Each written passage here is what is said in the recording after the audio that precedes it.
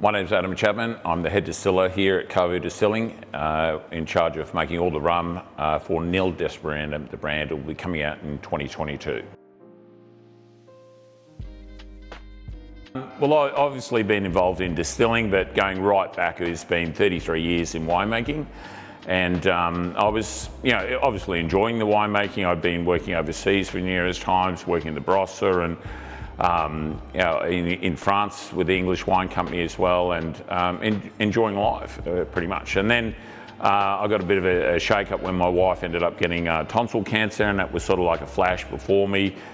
Getting old, I've got to do something about it. I was in the Institute of Master of Wine, and ultimately I wasn't that happy. And something came on to me, and I just went to my wife and said, look, she's better now, by the way. And I said, look, I'm thinking about becoming a brewer. And she goes, why the hell would you do that? And I said, well, I love beer. And she goes, yeah, but you love rum and whiskies and scotch and so on. And as an educator, which I teach Wine and Spirit Education Trust, she said, why wouldn't you do distilling? You've got a core passion for rum. So I just thought, yep, that's it, straight away. I don't muck around. So then I enrolled in the Institute of Brewing and Distilling. Fast forward 2 years, I ended up getting my first, and then I caught up with Michael, and the rest is history. And then I said no more studying after 10 years, and I lied to my wife. I'm back there again.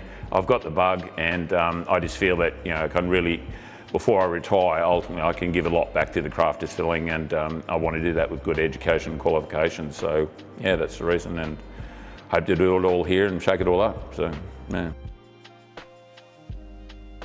Yeah, look, again, I trust everything my wife said, and I pass everything by her. And again, her coming out of a 3-year battle with cancer was hard enough. And yeah, she just said, look, I think you should go into distilling. And I know that sounds weird because I was teaching and helping a lot of people, but a lot of things sometimes are so obvious, they're oblivious to it. So I followed that lead into it, and yeah, I just got hooked. I used all my, the science and microbiology, chemistry, biochemistry, all of that from the winemaking, and I threw it into the distilling, and for me it just wasn't enough.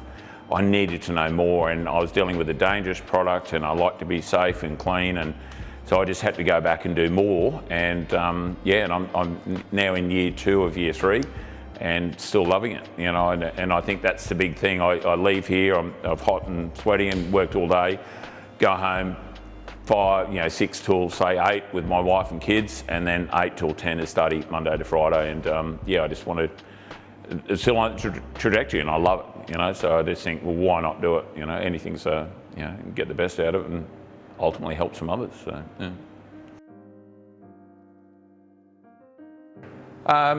It probably started off with obviously having a good chat with Michael, who's one of the owners.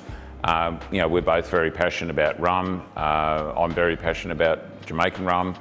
And then the concept that came up about actually building a distillery. So I reverted back to what my father said for a long time, is when you want to do something new, always start with the end in mind.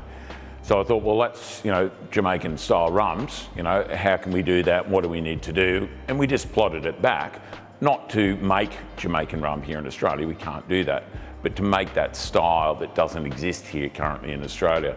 And it was really important to get the stills, which we use Still Smiths in Tasmania, custom made the pot, wash still, and the spirit still, and all the tanks and the boiler. The whole place was custom designed to suit the style of rum that we're making. Ultimately here, will be released next year in 2022. Yeah. Yeah, again, trying to do something different. Rum's rum, gin's gin, but you've got to do something different. So the opportunity came up to make organic molasses and to be certified, and I thought that was very good. So I took that to Michael and Matt, and the idea was to then sort of say, well, let's trial it. So we trialed it, and I thought, this is just absolutely fantastic. So that got me a little bit more excited. And pretty much we've just been the only person to this date, as far as I know, using organic molasses to make the rum. And that's certified, the mill's certified.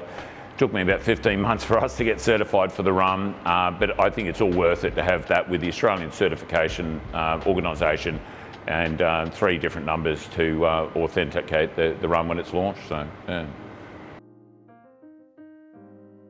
The organic statement is very important because we wanted to start with something different. And to date, there's no official organic molasses-made rums in Australia. So when we had that opportunity to get that molasses, which is in the farms, in the mill, and 15 months for us to get it. So it's very tough, but we're very glad that we've got that. And we hope to be the first one in Australia to launch that official organic molasses certified rum.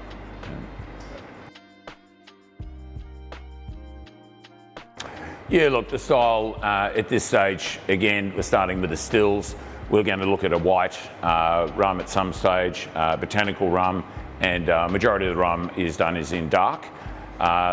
Each one of those styles, we build different, what we call washes or worts. So when we build a white rum, we build it differently to botanical, and of course botanical is then different to white, and it's then different to dark. So I'll just take the dark, where we make molasses, we induce dunder, which is the leftover of the first wash still. Why I add that is because it's got a lot of acids, it's got a lot of nutrition, and it adds a lot of complexity back to the fermentation. We then add a little bit of muck, which is sort of like a little bit of IP in secret, but it's a lot of bacteria that we tend to use to create a lot of things called fatty acids, which ultimately blend with ethanols and alcohols to make esters. And for those who don't know what esters are, they're the things that go into perfumes. So you can imagine perfume, but perfumed rum. Dry, no colour, no sugar. And that's just the purity of this wild fermentation, organic molasses, high dark barrels, water, that's it. Very transparent. Yeah. I'd like to see the person who's sort of on a journey, you know. I think the wine industry is going through a bit of a stage where the spirits is now looking towards to sort of emulate that a bit. And what does that mean? But single vineyard Chardonnay example has got a bit of a cult following to certain people. And within the spirits industry, it was just sort of raw materials, distilled and a brand. But now you're seeing, like, we've got paddocks of where this molasses comes from. So we can go these paddocks into the rum ferment, into the distillation, into the barrels, and then show the consumer where this came from. And that's paddock to bottle, and that's really important. That's where I believe it's going. Who that person is, I think it's an inquisitive person that likes the finer things, that just wants to learn and develop, and hopefully we're just going to shake this rum world up here in Australia. So,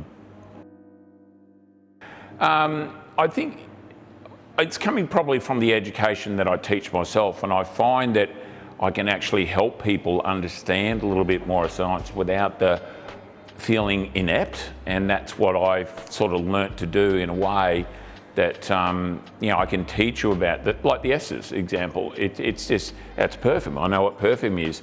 I don't really understand how the ester and bonds with different alcohols works, but I don't need to know. I know that reaction builds an ester, and that's a perfume, and that's a way of helping people. And if they get it, they feel they'll then tell other people, and they get intrigued. But everything that I do here is analytical. I get it tested.